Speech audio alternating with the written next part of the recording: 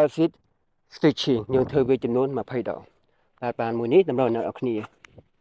សន្ទុកជើងរក្សាទម្រង់ឲ្យដូចជាអក្សរ L បែបនេះបាទបន្ទាប់មកធ្វើការពុតទៅមុខយកចុងដៃប៉ះជាមួយនឹងចុងជើងលូតទៅក្រោមបែបនេះ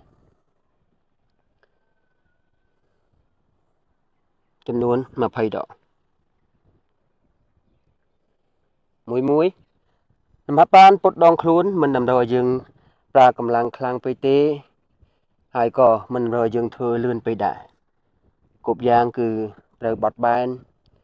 ទៅតាមលំហូរនៃអារម្មណ៍